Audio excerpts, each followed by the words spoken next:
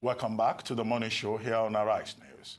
It was almost fait accompli that the federal government of Nigeria would, one way or the other, come down hard on the Islamic movement of Nigeria, or the Shiites, after last week's clash with the police in Abuja, which led to the death of more than 10 persons. When the axe eventually fell in the form of a court judgment pronouncing the group as a terrorist organization, not many Nigerians will have been surprised, given that the same faith was in the not-too-distant past visited on the indigenous peoples of Biafra. However, there are questions being asked as to whether or not there is a moral basis for the administration's punitive action against the Shiites. Are they truly violent, and were they really responsible for the unfortunate events they are being accused of? Joining us now for a more detailed look at this subject is Fafaa Dan-Princewill, a mathematician, a philosopher, and a Juris Doctor-in-law, who is also active in business as well as politics. Later, he will be joined by Ezenwa Nwago, Chairman Partners for Electoral Reform and convener Say No Campaign Nigeria. Nwago will be joining us from our Abuja studio. Well, gentlemen, welcome to the program. Fafaa, good to have you here again. Great to have you. Welcome. Thank you very much. Well, I mean, you... Happy to be here today. Yes, thank you very much. Now, the Shiites, or the Islamic movement of Nigeria, as they are otherwise known, they are under fire. A federal high court in Abuja last week declared them a terrorist organization. We're told that today, government will begin to take steps to gazette, that declaration, even if that was something that came about via the vehicle of an ex parte application. And you know the problem with ex parte applications in Nigeria, and the implications for fair trial and all of that. Now, what's your assessment of this labeling of Islamic Movement of Nigeria as a terrorist organization? Well, this administration has a record of declaring groups terrorists, and also has a record of avoiding to implement court decisions. The swift manner in which the court ruled against the IMN in an ex parte, like you said, court proceeding, I think shows that there is a lot more behind the scene, the controversy.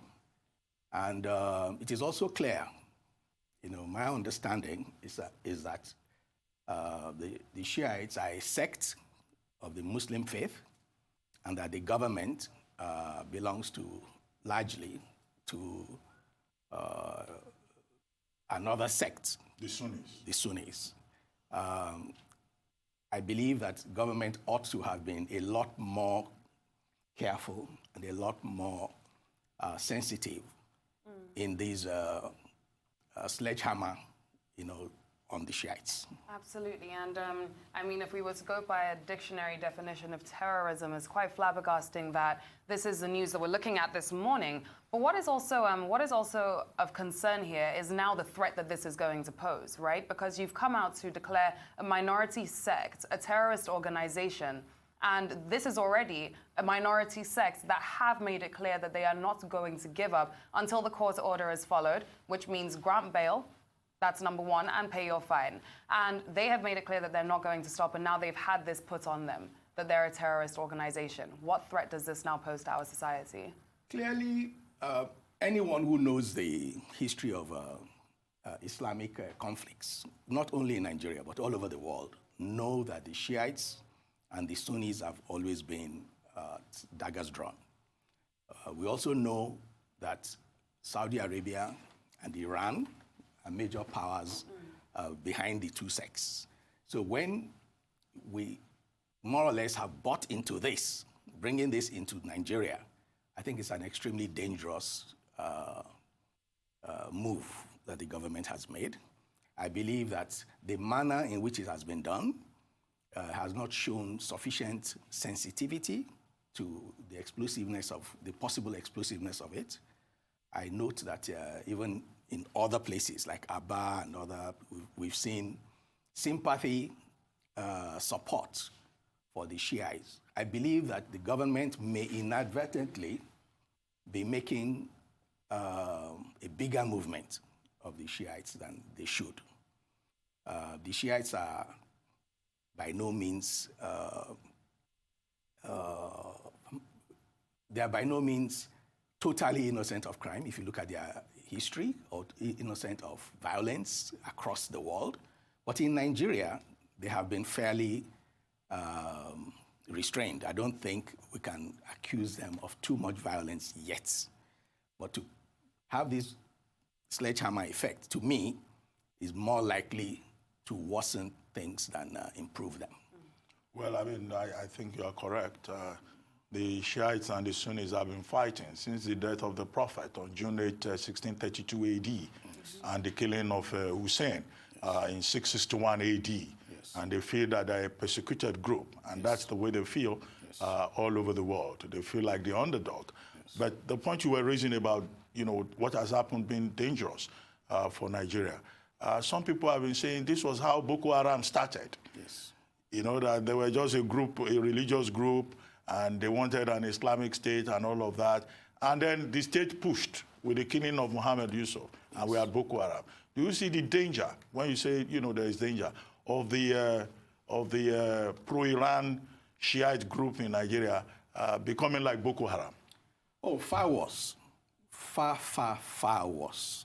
Boko Haram does not rest on any serious institutional foundation. Its ideology is new and crude. It's not anyway as organized as the Shia movement. The Shia movement is international. Like you said, it comes from way, way back centuries. They have powerful governments in power. Iran is clearly.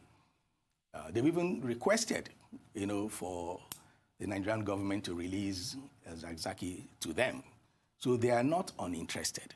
This is an international conflict. We must not miss that in any way. The federal government would be well advised to take it with the kind of seriousness that it deserves. I don't think that right now they're doing so. And the other concern, of course, like you said rightly, Iran have offered to take Zakzaki into them, is the fact that these protests were not just happening here in our capital. These protests were happening in different cities around the world. And now that this has been declared a terrorist organization, even though that is a very, very far-fetched statement to have come out, what do you think how do you think, rather, this is going to play out in other cities and other countries that have also protested for the release of Zakzaki and his wife? There is also another aspect, of these that many either shy away from or do not fully understand. I, too, am still grappling with it. Is this notion that the Shiite movement is not Fulani? Decidedly not. I don't think there are any Fulanis in the movement. And that the Shiite Fulani is more a Hausa, so it has an ethnic foundation also. And it has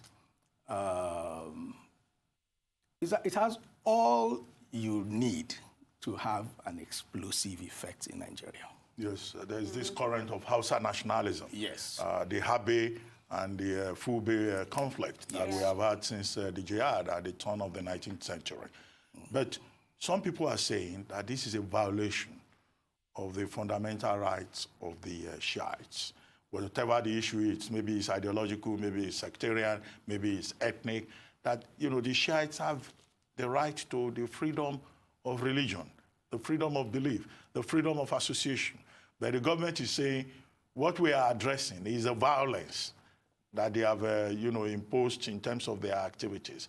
Do they really pose that much of a threat? Or those who are saying what has been done is unconstitutional, is illegal, is immoral, to clamp down on a particular sect, maybe because you don't like their methods or mode of worship, where will you really put the accent? It's very sensitive. That's a national security issue, and the government probably has its information. But what is clear to any bystander who is not biased is that there are many other options before a ban. When you proscribe an organization, it should have a lot more than what the federal government has done. I don't think the federal government has made the case, for a ban. First of all, there is no evidence presented to the public that the IMN as an institution was behind any of this. Perhaps there have been members of the IMN who demonstrated, protested, and perhaps, the government may even find, some of them having been violent. Yeah. But certainly not widespread enough, no evidence has been given to show that the institution was involved and should be banned. And because that is, it was also an ex parte, which means the other party was not in court. It was too fair. So they've not had their day in court. They have not expressed their opinion. They've not made any statements, public statements, suggesting violence. Indeed, they always say that they are not violent. Very quickly before we go on a break, there's always this argument that goes back and forth about Nigeria having a democracy that applies to Nigeria, that it doesn't have to be a global outlook on democracy. And then on the other end of the stick, it's argued that no, democracy is democracy, and it is what it is. And if Nigeria is going against that by its very definition, then it's practicing a different type of politics and a different type of system of government. Now, when we have a situation like this that puts a minority in such a threatened position, what exactly does this say for Nigeria as a democratic country? What does this say for us? What kind of a threat is this posing to our so-called democracy? Nigerians want a version of everything. They want to define they want to define everything in their own terms. But unfortunately, that is not the way the world works. Some things have their clear definition. We have federalism. It's controversial in Nigeria. We have several words. National interest. Everything. National security. Everything is controversial. Architecture. Everything is controversial. Yeah. So I'm not surprised that they would raise this also. But clearly, democracy is universal in concept. Mr. Dan-Princewill, just hold your thoughts for 1 second. Let's go on a very quick break. And as soon as we're back, this conversation continues. Stay with us. Welcome back to the morning show here on Arise News. Fafaa Dan-Princewill, mathematician, philosopher, and a Juris Doctor in law, who's also active in business and politics, is still here with us tackling the subjects of the federal government naming the Shiite group as a terrorist organization. Before we went on a break, you were making a point. Go on. Yes, we were talking about democracy and how Nigeria likes to define everything in its own terms. But there is a universally accepted definition for democracy, by the people, for the people, interest of the people. Very clear, simple. We cannot define democracy in a way where government will willy-nilly, take people's rights, especially minority groups, protest groups. I believe that whenever that is done, it should be with a lot of sensitivity, a lot of restraint. We saw it with IPOB. We now see it with the Shiites one. And the absence of that same effect on an armed group, the Miyetti Allah or their headsmen, because Miyetti Allah has spoken on behalf of the headsmen on several occasions. So there clearly there's an institution and there's violence, So the selective proscription does not do well for democracy. Well, are you saying that those who have argued that if there's any group that should be labeled a terrorist organization, that it should in fact be the Miyetti Allah? Very clearly so. Because there are persons who hold that view. You hold that view too? I clearly hold that view. And I don't think any reasonable person can hold a contrary view, because they have come out to make statements that are clearly unconstitutional, urge violence, take credit for acts that are clearly violent and terrorist. And they have indeed threatened, to take violent actions several times. And you also have politicians from the same area who have come out to make boastful statements on their previous conquests in war, their capacity to fight, their broad presence, in West Africa. Angu Abdullahi, Junaid Mohammed, the spokesperson of Miyetti Allah, the spokesperson of Miyetti himself directly. That one even across the board. Now, today in Mina, Niger State, General Abdul Salami Abubakar is organizing a forum of stakeholders, which will include the security chiefs, the representatives of the various security agencies, socio-cultural or socio-political groups, and also the Miyetti Allah was invited to that forum. And on the basis of that, the Southern and Middle Belt Leaders Forum have said, well, why they think that it's a good idea, they do not want to sit at the same table with persons who have been carrying AK-47 and who have been saying the kind of things you summarized earlier on. Do you think the Southern and Middle Belt Leaders Forum should have gone to that meeting, should have taken that opportunity for dialogue, for ideas, rather than say we don't want to associate with those who carry AK-47, as they alleged? General Abdul Salam is a very respected Nigerian. He has played a very critical role as head of state and also as a peacemaker, since as an elder statesman. And I think the idea of a meeting in Mina or wherever is a good idea. I believe that Nigerians must find all opportunities, all ways to find common grounds. I do believe, however, that to raise Miyetti Allah to a position where it stays to speak with leaders of 4 of the 6 zones of the country, would be unfortunate. Miyetti Allah has even in the past, someone even suggested that they are like Ohaneze and Afenifere and all that. All of this go to show the extent to which they have crossed the line.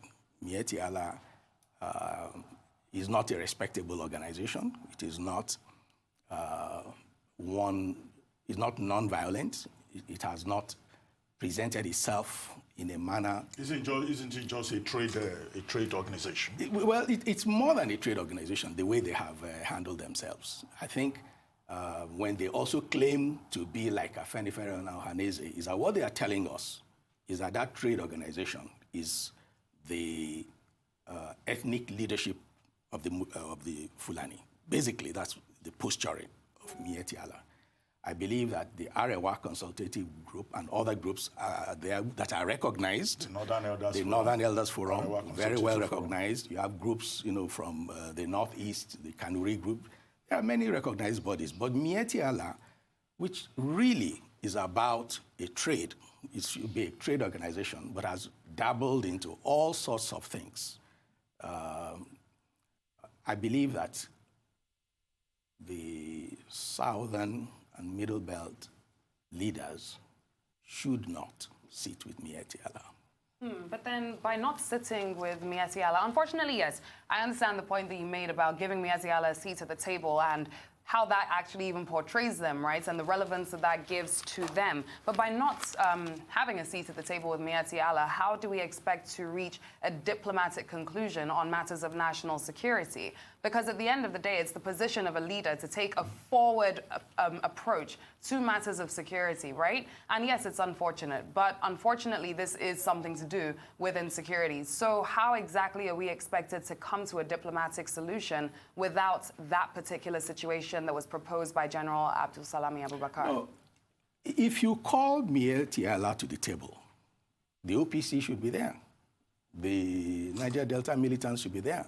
Those are the people who speak the same language with Miyetti Allah. Well, for us to go back, let's go back to the Shiites in Nigeria. The Shiites, they've dismissed the ruling of the court last week as a joke. And they've put together what they call an academic forum to review the next steps. What will you be recommending to them beyond their insistence that they will continue to protest and insist on the release of their leader and his wife? Will you advise them to go to court to seek the setting aside of that ruling on the basis of an ex parte application? Or what other options do you think is available to them? And what you've already advised the Nigerian government to say they should treat this matter with caution. Yeah, I'm not in a position to advise the Shiite group, IMN, but as a Nigerian, a concerned Nigerian, and as one who believes in the rule of law and that things should be done correctly, I think that it is proper for the IMN to go to courts to protest on the proscription of the organization. I think that is appropriate. But I think that's a separate thing from the protest for the release of El-Zakzaky. I gather there is also a court decision, and there have been court decisions, over time for his release, and he has not been released. There is a right to protest. There is a freedom for association. For as long as they act within the law, I think they should be able to protest. And the truth is, nothing stops them from quickly having another organization or association under the law. So I would like a proposal for you then, because it seems as though, and Dr. Abbas, you may agree, a great problem we have here is unconstitutional behavior and ways in which the government can deal with unconstitutional behavior. Correct me if I'm wrong, but El-Zakzaky is also believed to be someone who followed unconstitutional or who was unconstitutional, which is why the government finds a threat. But that's another side of the story. How should the government be dealing with unconstitutional behavior? And well, before you take that, there is breaking news reaching us now, indicate that a building has just collapsed at Bariga, Lagos, Nigeria, injuring 3 kids and the landlord. According to reports, the building collapsed around 9:30 p.m. on Sunday. We will bring you more story on this as it unravels. terrible, terrible news. Another really building terrible. collapse. Very sad. Buildings collapsing, as if trees collapsing in a storm. Just innocent lives being lost at the hands of what? Very sad. Anyway, Fafaa, you were going to respond very quickly to the question posed by Dealing with Lady. unconstitutional behavior Yes. in a constitutional way. Yes, you see, the Constitution, many misunderstand, is to protect, especially the rights, to protect, not only the innocent, not only the good, but also the not so good. Okay. Well, thank you very much, Fafaa Dan-Princewill. Thank you very much. Thank you.